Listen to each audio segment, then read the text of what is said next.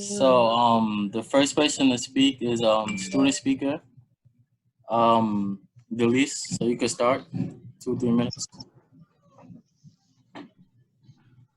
So you just want me to speak on student mental health and stuff? Mm-hmm. You just talk. Okay. Just talk about myself, like my own perspective. You can talk about anything regarding mental health. Okay.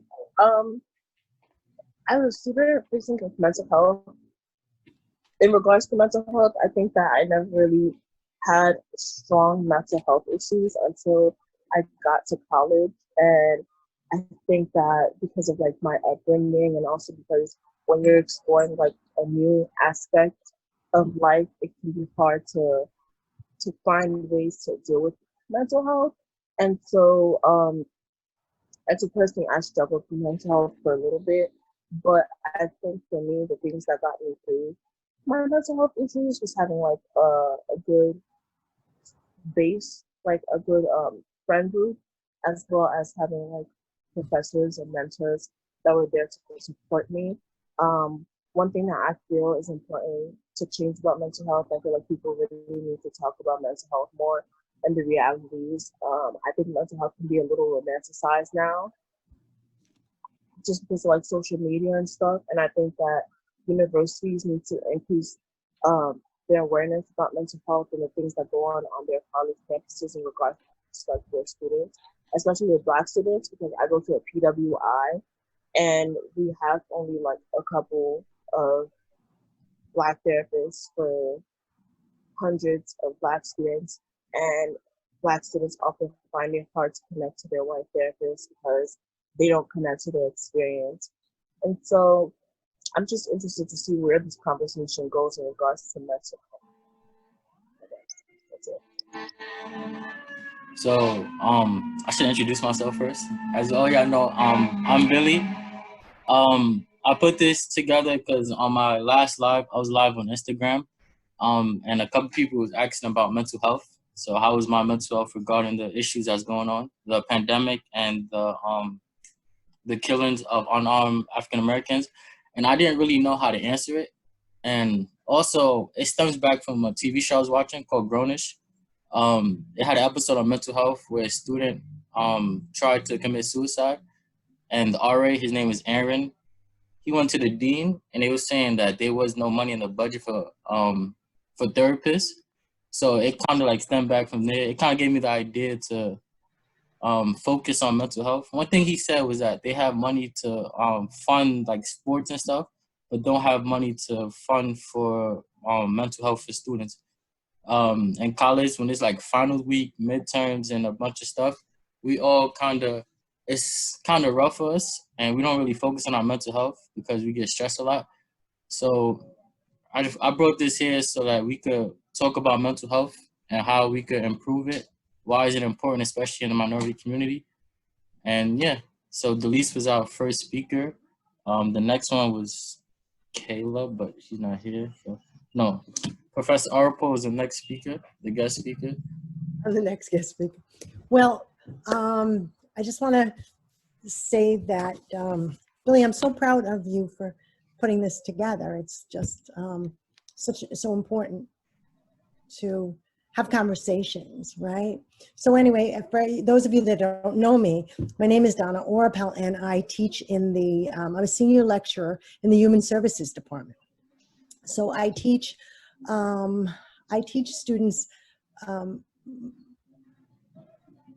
I would say stress reduction techniques, students that are going to be social workers, students that are going to work in addiction clinics, students that are going to be teachers, and students that are going to go out in the world and teach in minority communities. And Billy had me for mindfulness meditation, which made him want to talk about that a little bit, because of the peace that mindfulness brings. Now, meditation, I'm not sure if everybody knows, but physiologically changes your brain, and it makes you more responsive, less reactive. It makes you more peaceful, more present, right?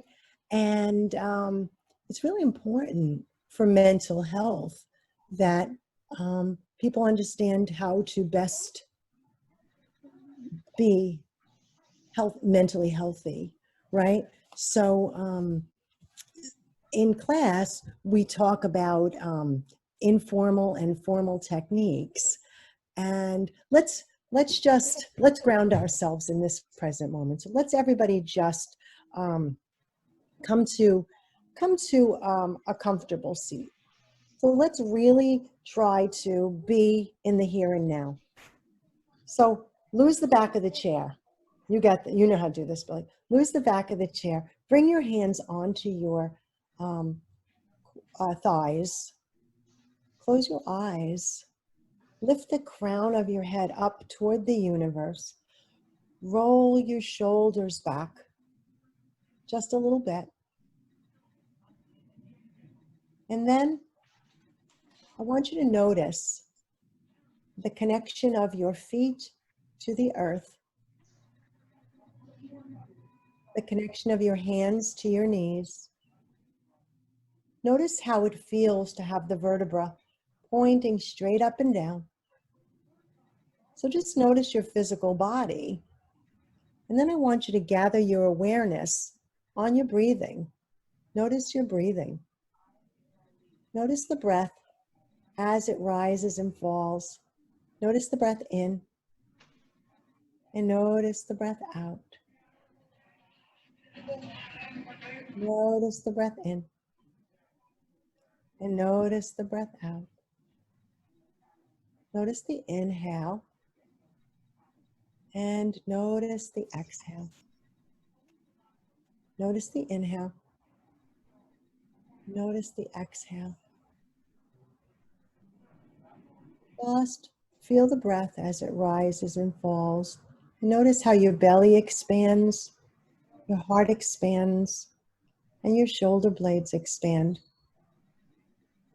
And then notice how when we exhale, everything contracts and we soften. Good. Now, I didn't have my Tibetan singing bowls in my office, but everybody take one more big, deep inhale and exhale. Open your eyes and just notice a shift in your nervous system, right? So when we practice our mindful techniques, when we practice meditation, when we practice yoga, prayer, just notice how that takes us to a place of peace and happiness. And lots of and we could just be in this moment instead of being in the past or being in the future, right? So if we stay in the present moment, everything seems okay. So right now, in this moment, we're all good. We're all here. We're all aware of ourselves in the moment. And our mind is not in a stress response or anything like that, right? So, yeah. So the Dalai Lama said, in this book, I taught a first-year seminar course this semester, and this is called the Mindful 20-something. And the Dalai Lama said in the introduction, the Dalai Lama, does everyone know that the Dalai Lama is the leader of the Buddhist people? Very peaceful, very quiet and peaceful guy. He said, each one of us is a visitor to this planet, a guest who has only a finite time to stay. What greater folly could there be than to spend this short time lonely, unhappy, and in conflict with our fellow visitors? Far better, surely, to use our short time in pursuit of a meaningful life, enriched by a sense of connection with and service towards others. So just sharing peace and sharing the wisdom of peace can certainly help us with our mental health and community. And I think what we said, the social support that comes from that. So, I don't know. I know there's a difference between meditation and there's a difference between mindfulness meditation. Because meditation is a more formal technique where we would sit for 20 minutes. But mindfulness meditation, we can use some informal techniques like we just did in 3 minutes. So I just wanted to talk a little bit about that. And then when everyone speaks, we'll converse about that. But mindfulness helps and works with stress reduction. So very healthy and very hopeful. And it also creates a happiness. So, namaste. And next we're going to do yoga. At the end, we'll do Not tonight. I'll have a skirt on too. So anyway, after we'll speak, if anyone has any questions, or we'll just namaste. All right, Namaste. the logo. You got anything to say, Martin? Oh, I think I saw the reaction. No, I was giving the floor. Oh. Yeah. So, I had the pleasure of taking Professor Oropall class for human service, my first year of college and my second year of mindfulness meditation, and it's been pretty great. So I want to thank Professor Oropall for speaking. The next person is Kayla. Co-RA. Kayla. Hey. Toka. So, well, it's evening. Good evening, everyone. My name is Kayla Tucker. I'm a recent graduate of UB, class of 2020. And like Billy said, we were, co-workers, same staff, co-billers for everything.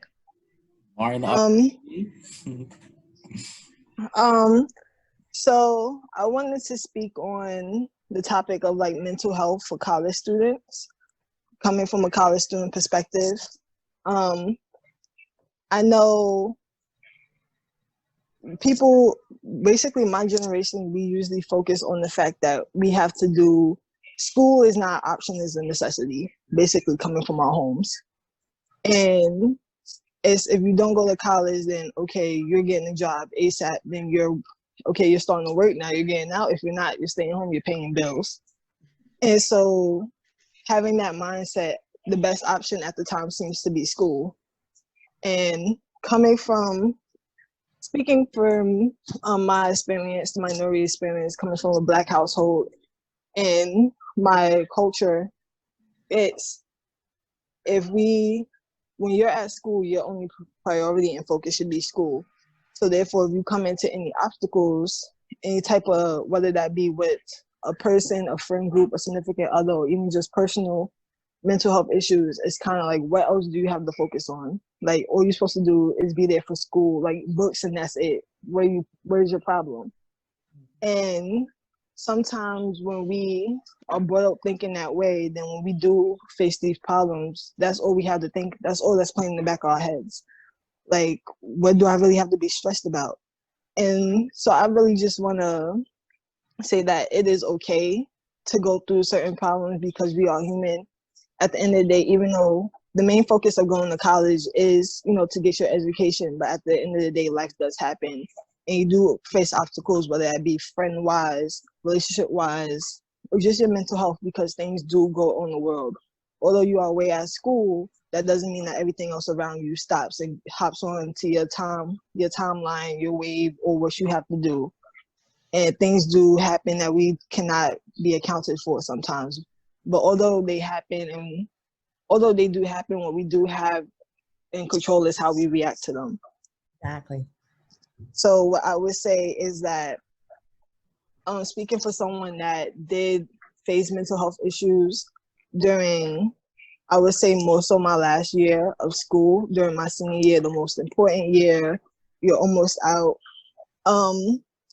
There is help, and there are people that are there to help, whether that just be your coworkers such as Billy and our RA staff, or our supervisor Martin, or even just counseling services. Because I know in the Black community especially, we frown upon counseling because it seems like an scapegoat is the weak way out, because we are brought up with this mentality that, you know, everybody's not supposed to know what goes on at home. But at the end of the day, we carry that. But sometimes it's okay to express what is going on at home meaning yourself, because sometimes in order to fix that problem, you have to let it out. So I just really wanted to express that. And also going in light of what's going on now with police brutality, the Black Lives Matter movement, as well as everybody losing their lives, the riots. And I feel that at one point we all thought that it was not all Black men or just minority men were unsafe in the outside world, but I feel that we are now coming to reality that it is everyone, male, female, it doesn't matter. And to just be aware and be safe, and to as well as mental health goes alongside with this as well, because sometimes there are people that are struggling with things going on in themselves that it transpires to things that they do now in the outside world. And in the light of situations, sometimes will be a bad day to us, it's just the right day to someone else to do something. So it goes back to us we can't control other people's actions, but we can control our actions and how we react. And sometimes we can't even control the situations we put ourselves in. And I mean, I wanted to speak from the heart. And Billy, how did I do? That's beautiful. Thank you. That's all I have, Billard. Thank you, Kayla. I had a pleasure working besides Kayla, a good friend. I miss y'all. Good luck, life after college. Thank you. Speaker is Dr. Smith. Okay, hi. I'm Shirley Smith. I'm from New York City, and I don't know how Billy found me, but he found me. Left a message. He asked me, will I be part of this? And I started to say no, but then I realized, well, I've been wanting to start a group on stress management. So why don't I get something together and talk about stress management? So I will start. It might be too long because I'm a long-winded, but I will start with something. Okay. So as I said, it's about stress management. What is stress management? Stress happens when you have to adapt to change. Stress is your body way of responding to any kind of demand, expected or not, real or imagined. The body's defense kicks in a rapid automatic process. I'm sure you all heard of fight, flight, and freeze, okay? This is what the body, and it's automatic. You don't even realize that you're going through this. I call it the language of your body. You know, the mind and the body is connected. So always remember that, you know, if it happens here, something's gonna happen down here. So if you tune into and be aware of these signals, and you can manage the stress reactions better in your life.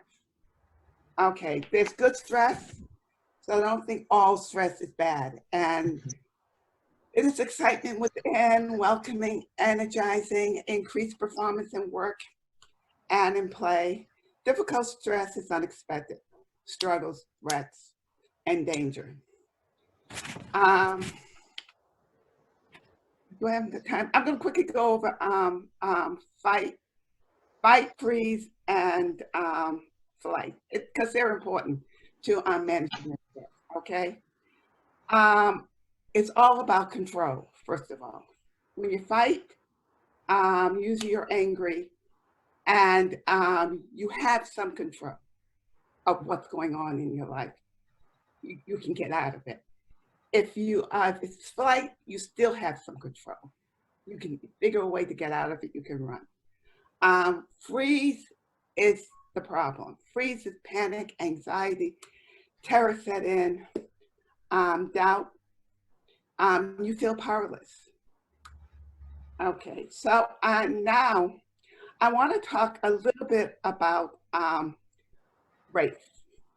I should say that in New York City, I worked with a lot of middle class Blacks who have a lot of problems with jobs and so on.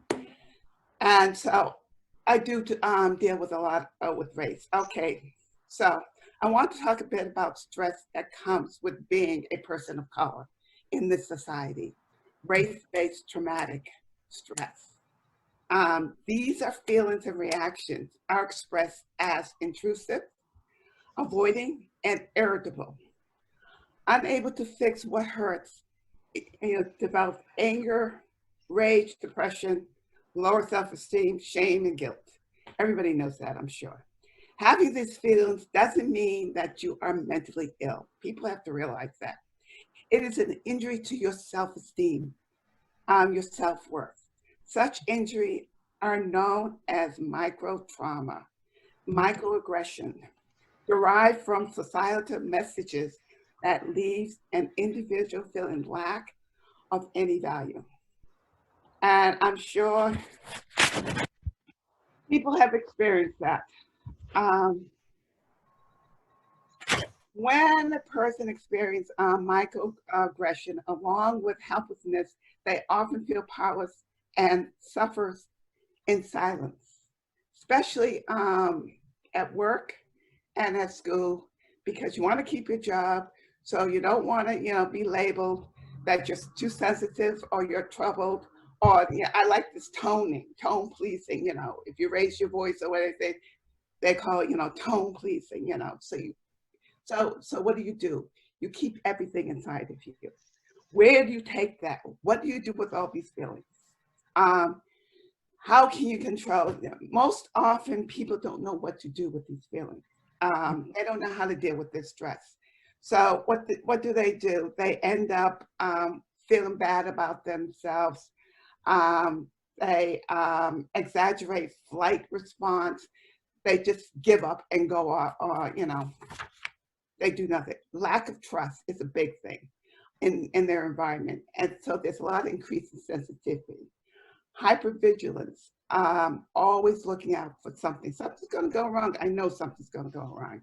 Increase of aggression, domestic violence, defiant behavior, and men appearing to be tough, but really, they're really gentle inside. And a lot of people, if they can't deal with stress, they use alcohol and drugs. So we all know this is damaging. And when you damage yourself, you not only damage your mind, you damage your body. So when you damage your mind, you damage your body. You have high blood pressure. Black folks are known to have high blood pressure, asthma, obesity, diabetes, headaches, depression and anxiety, gastro problems. Alzheimer's is connected, by the way, with stress. A lot. Acceleration of aging and premature death. Yeah, now, I'm almost done. To avoid this list that I just gave, you can recover from these emotional injuries, these micro traumas, these they're also microaggressions. If you learn to manage your stress, the first thing you have to do is to admit to yourself that you're under a deep stress and that there's a problem that you should address within. So I ask people to sit with themselves, get to know themselves. Then you go to maybe a friend and you talk about your stressful problems. This is so important. And then maybe if you need it, you go to somebody like me, or you go to a mentor, or even a spiritual person, a religious person. the most important thing, you seek out help. With help from such people, along with self-exploration, and that's self-exploration, so important. You look within. There's an increase, and I know this to be true because I've worked with people to do it, self-esteem, self-worth, and coping skills. Coping skills are so important to better deal with uncomfortable racial traumatizing situations. Self-care, always remember emotional and physical self-care. There was some mention about mindfulness. Mindfulness practice is very important. Deal with here and now. Forget about the past. The present will take care of itself. Meditation, reading, prayer. I want to just give you one skill, emotional, for your emotional toolbox, okay? If you are feeling down and a bit depressed, or maybe you want to clear your mind, go for a walk among trees. It is called forest bathing. It works, folks. 20 minutes with nature alters stuff in your head. Relaxation. It improves your sleep, boosts your mental activities, mood, instill sense of calmness, increase creativity. I mean, it does so many things. Forest bathing has been shown to establish a balance of the body, mind, and spirit. So if you can't go to a therapist, you can't get help, go for a walk in the woods. That's it. Thank you. Thank you. Okay. Thank you, Very Dr. good. Smith. I was looking through psychology today for specialists that like kind of know mental health, and that's how I found Dr. Shirley, and I had yeah, psychology today. Next is Jonah. Jonah. Can everybody hear me? Yeah. Perfect. So good afternoon, everyone. My name is Jonah, as Billy said. Billy, first, I really want to thank you for actually getting a hold of me. It was a surprise, to be honest, but I was really thankful for it. Shout out to Kayla. Shout out to Dr. Oropall. Shout out to every single person that was talking today. I really do appreciate you all. So I wanted to touch upon a little bit of happiness. I feel that now in our generation specifically, with social media being around, everyone is perceived as happy 24/7. And I feel like that essentially creates a lot of negativity within ourselves, because as young individuals ourselves, we're always in tune to social media. So when we see constant happiness from everyone else, as I like to quote, and we're having a bad day, it only brings us down more, because we perceive everyone as having a great day every single day, 365 days of the week.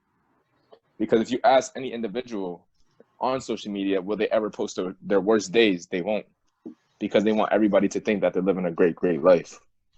But I feel what we must understand is that happiness and pain are synonymous.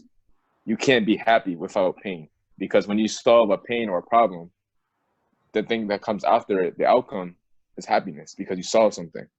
So I think we should always keep that in mind, that we can't be happy without pain, and we can't have pain without being happy.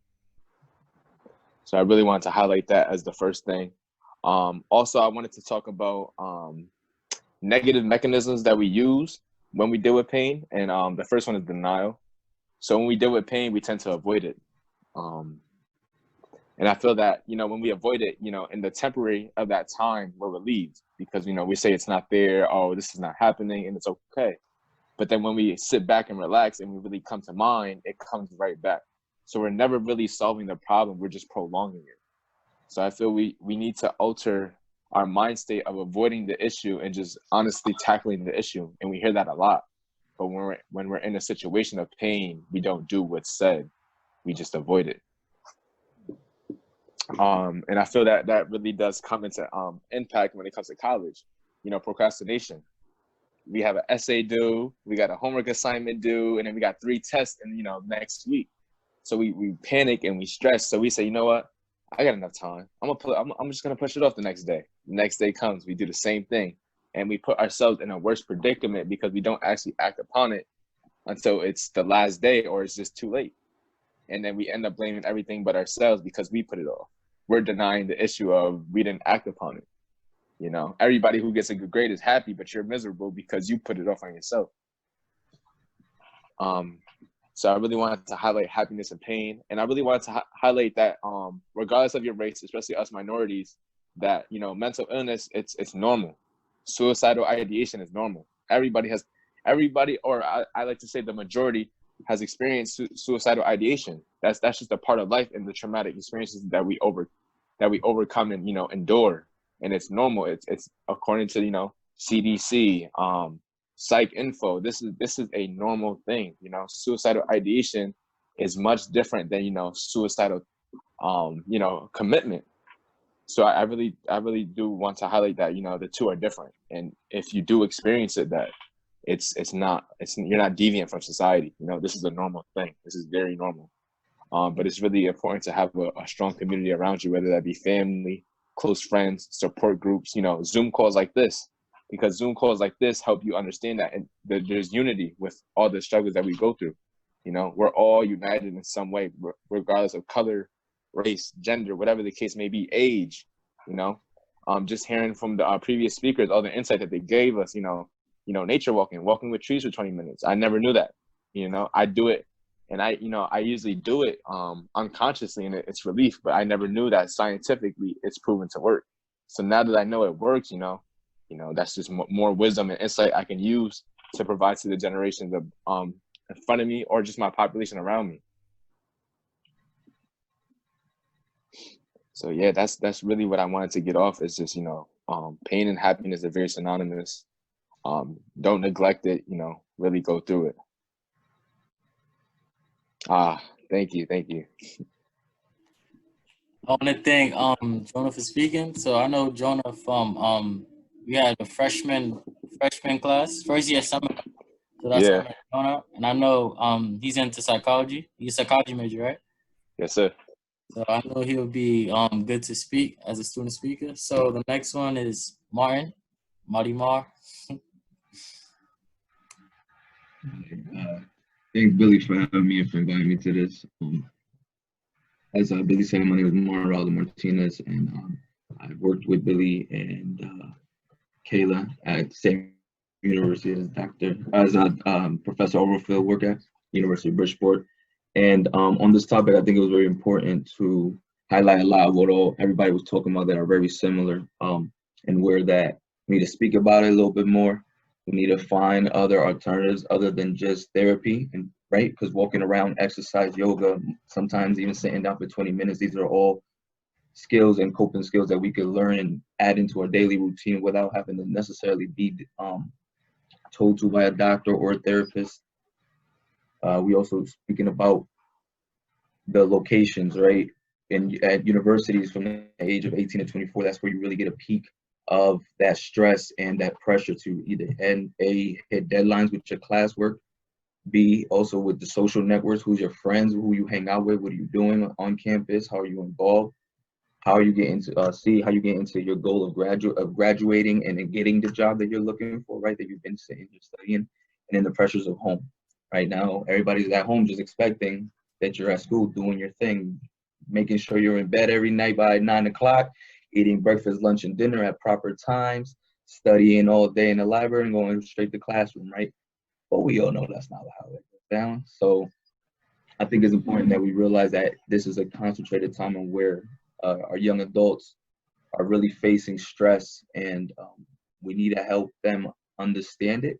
And as even Jonah was saying, like, it's okay to have unhappy moments. It's okay to have these stressful moments, like the good stress we talked about of having to push through to hit this deadline for your paper. And this is the first time you're writing a 20-page paper. You need to make sure you have all your citations proper. You need to make sure you're studying. These are the good stressors that we talk about that help us grow and be able to handle bigger stressors as life goes on, right? Because after you graduate, life after graduation is extremely different. And that's when you start relying on the skills that you learn while you're at college or university and at your jobs that you didn't realize were going to be something that come into play later on. So it really gives you that opportunity to rely on those skills. So we need to work on helping students understand 20 minutes around the campus will do you really well when you're stressful, not just a 5-minute break in the room, right? Because we tell students when they're studying, take a 15, 20-minute break, go to the bathroom, come back. We tell them, actually, if you go outside and take a lap outside. You know, we have a pretty nice campus at the University of Bridgeport. We have a beach nearby. But even if you just go to a I know in my parents' house when I used to study, I would just go down to the corner store and just grab a juice and come back, and that would help me just kind of, again, get that little 5-10 minute space away from the stress and just walking outside. So teaching our students that, and other skills of sitting down for 3 minutes, right? Maybe we don't have the 20 minutes, or we think we don't have the 20 minutes to sit down, but teach them that actually there's also a 3-minute type of exercise that you could use to help you with your stress.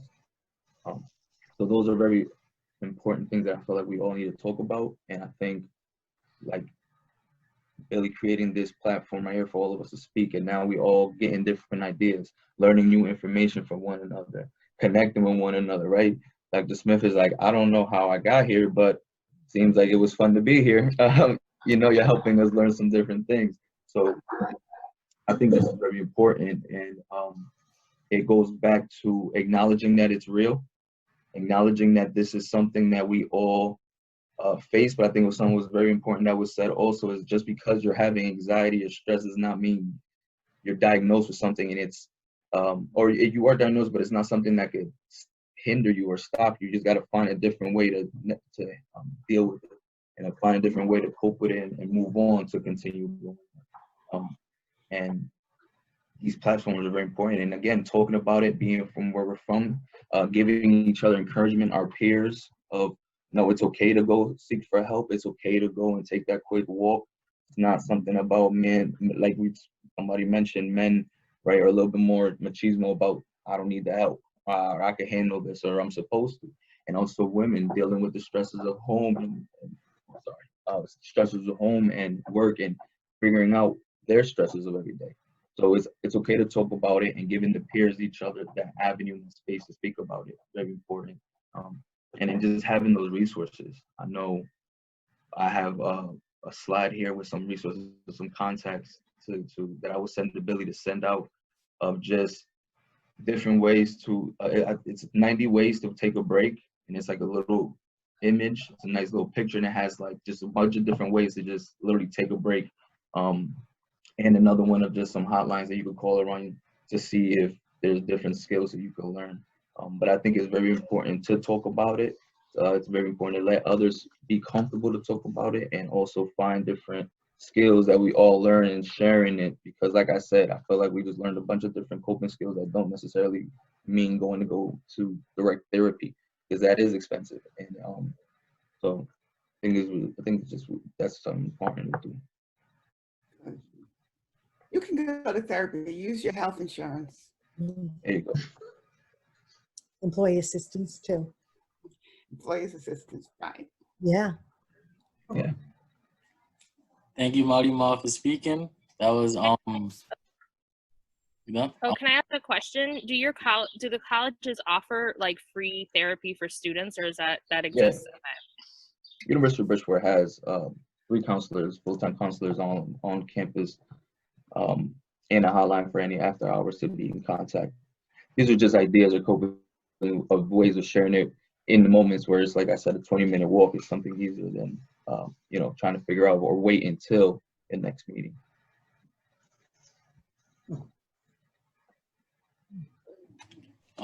Thank you, Martin, for speaking. Martin was my RLC, so I know him. I just want to thank him. Real cool guy. So all the guest speakers that spoke, we have Professor Morehand-Olufade, 20th century African American history. So she did a lot of studying about like African American history.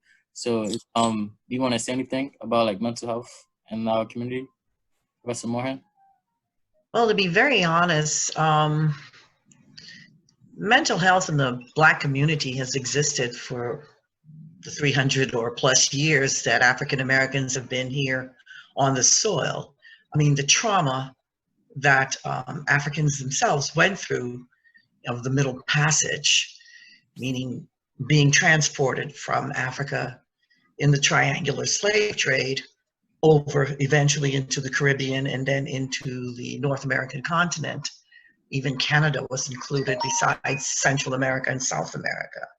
But concentrating on what happened in our 13 original colonies of this country, one can imagine now that more information is out there as to what slavery was really like, what Blacks who were enslaved, what they went through, the horrors of the whole situation. It was a horror itself coming over, and then when we get off the boat, it's PTSD to a certain extent, being sold, being separated. If whole families were together, they were separated, children taken away from mothers, fathers going in another direction, the whole works. It's a trauma that has continued on and on and on, because our situation never got really very much better, let's put it that way. And even after the emancipation of slaves by 1863 and the final decision of it by 1865, the African American communities that were formed in America, they again had so much stress.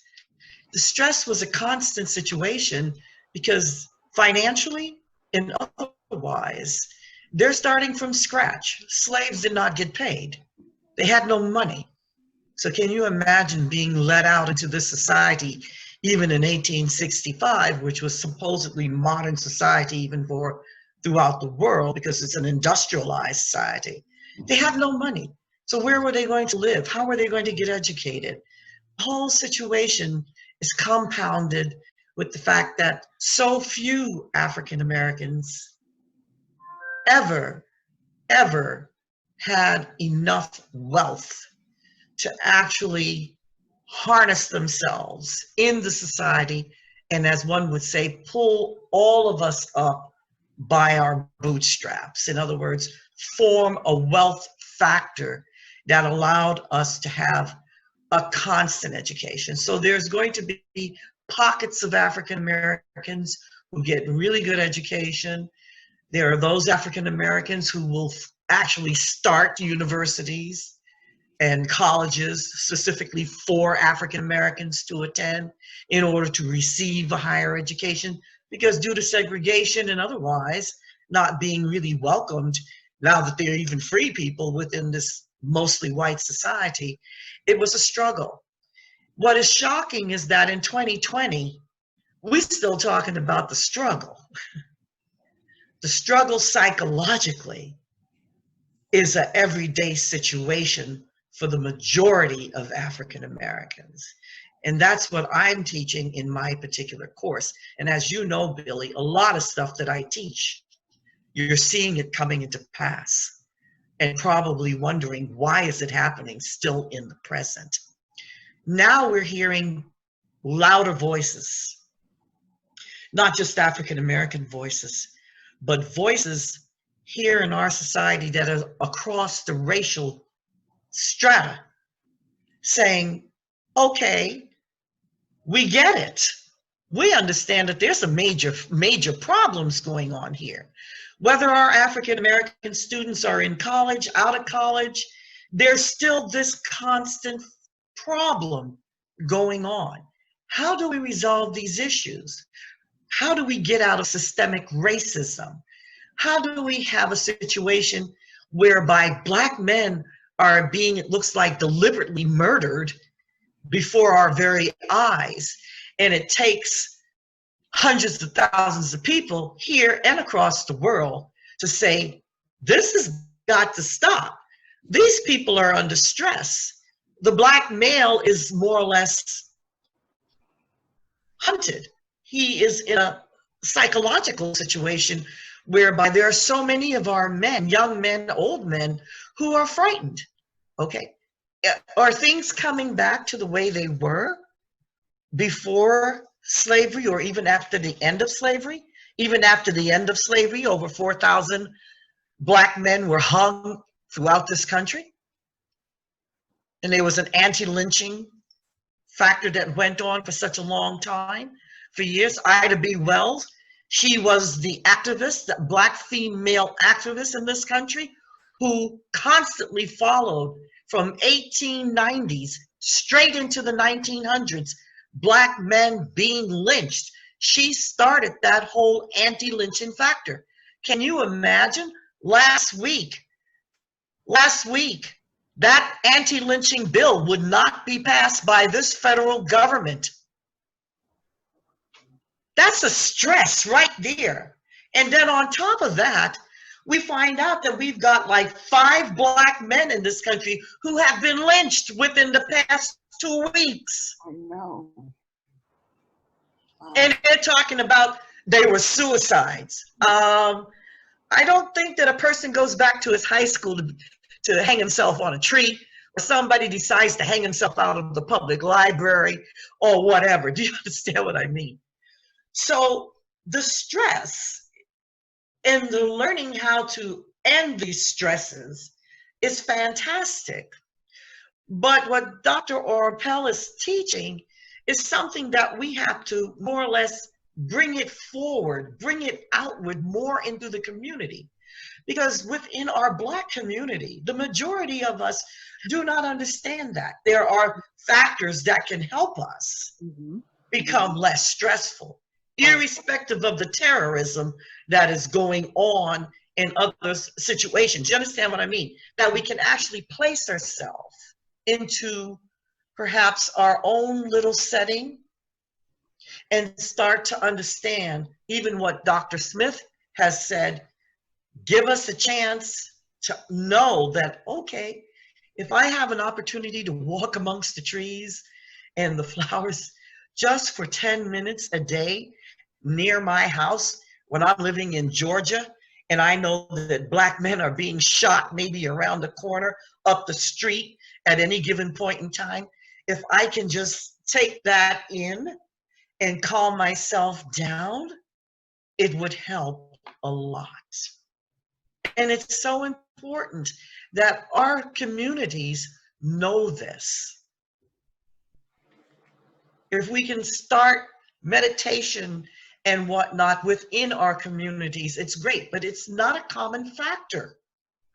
It's not a common factor. So yeah, the majority of us Blacks, yes, we do have high blood pressure. There is no doubt about it. I have it in my family. My father had it at the age of 16. I ended up with it at the age of 14 and had no clue as to the reason why. Some of it is a genetic factor. Some of it is not a genetic factor, okay? Because I was born in this society and can and understand now even better listening to you young students, because I was once a student like yourself, going in and out of college and whatnot, listening to you young students as to how you're coping, the coping mechanisms that you have been able to develop, that you have been able to learn. I think you need to share it, not only just with your family or families, but also with your friends and other members of your communities. That is the only way we're going to get this out there, and it is so important. Very much. Collective consciousness. That's right. Yeah. Thank you, Professor Morehand-Olufade, for speaking. So before Mr. C speaks, after he speaks, I want to know, you're welcome to share whatever perspective you have on mental health, any stories, and ask any questions for the students and the guests who spoke. So, Mr. C, Brotherhood. Hey everybody, how you guys doing? Yeah, so I'm Mr. C or Mr. Chinky He.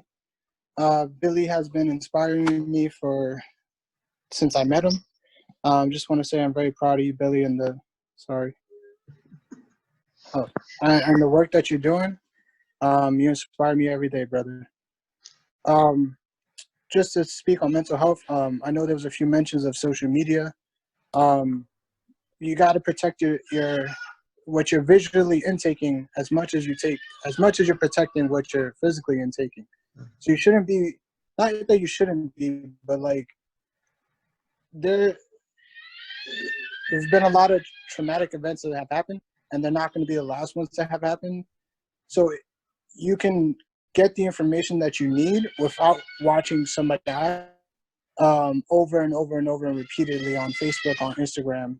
So you can still be aware without having that playing in the back of your head when you're trying to go to sleep at night and you're stressed out, because all of that adds to it. And if everybody's posting the same videos over and over again, I mean, if you've seen it once, great, but just try to avoid it It's a lot on social media.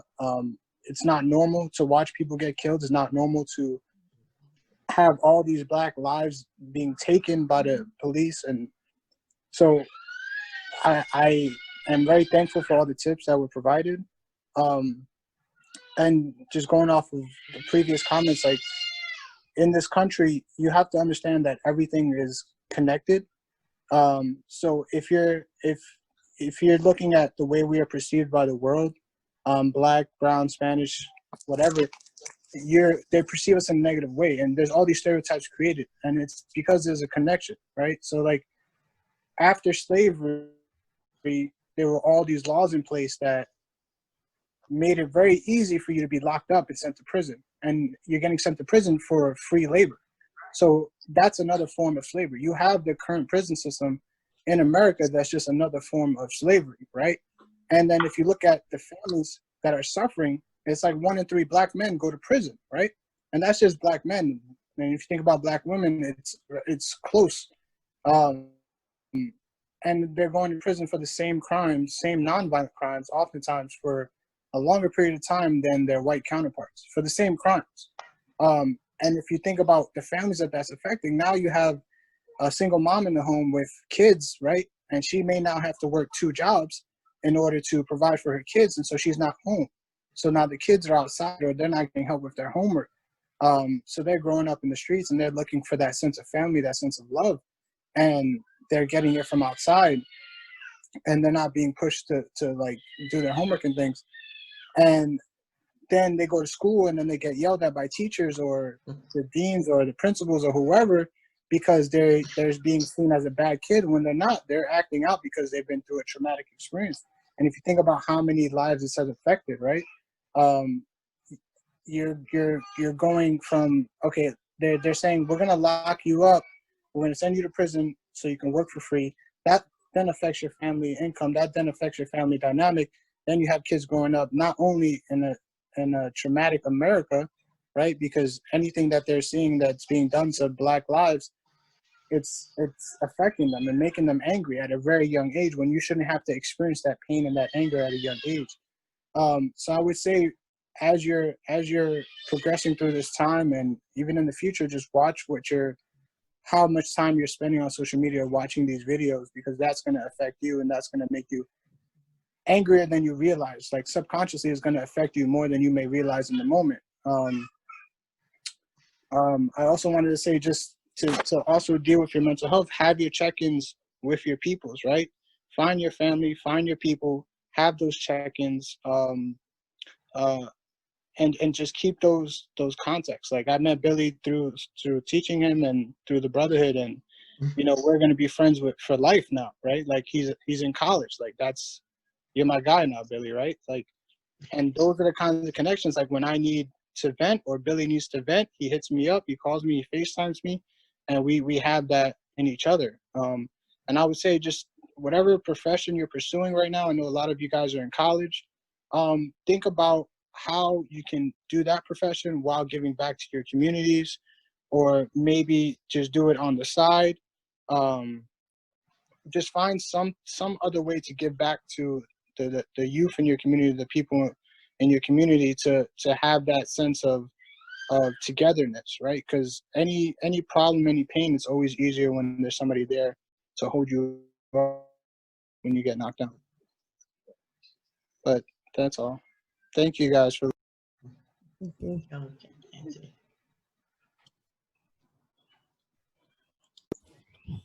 Billy? I think you said it's finished charge. My laptop is dying, so I'm looking for the charger. It's gonna be a second. Sorry. We're going a long time. We went from 40 minutes. Oh, okay. So if anybody has any questions, they can ask it. Hi, Billy. It's Donna. Don't have a question. I just wanted to share. I think that this, and I'm glad that this is actually a platform, because this is, mental health is something that's really not discussed in our, in our community. I had an aunt that passed away a few years ago, and she had Alzheimer's. And it wasn't really talked about. It was just, oh, she would forget things. Oh, she would do this. Oh, she would do that. And I'm seeing the stresses like in my dad because he didn't have the coping mechanisms that I have now, like meditation, like mindfulness, like the simple things like going to take a walk. In college, I had learned, actually not in college, but actually in graduate school, because as an undergrad, I was a mess. I think that was the first time I had ever experienced a nervous breakdown. But I've learned that 20 minutes, if you're studying or whatever it is that you're concentrating on, you take 20 minutes and then you take 20 minutes away from that to just clear your mind and relax yourself and then actually go back to that. But this is a conversation, and it was mentioned, that needs to continue. And I'm really proud of all the young men and women that are actually speaking on this, because a lot of times, again, these things are not spoken about. And I'm also noticing that there are kids that don't have the coping mechanisms, that when they get stressed out, they don't know that they need to take a deep breath, or sometimes they get, it's a cycle, like Mr. C had actually started talking about. So again, I just wanted to share that. And you guys keep up the good work. Again, I love you guys. I have another meeting to attend.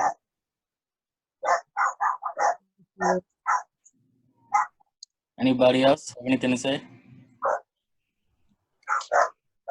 I'm proud of you to bring this important issue, mental health, the stigma and all that into the light, and just to select people who are so I don't know, collective, like-minded, perhaps, like-minded to just have the conversation. And that's what it's all about, the conversation. So proud.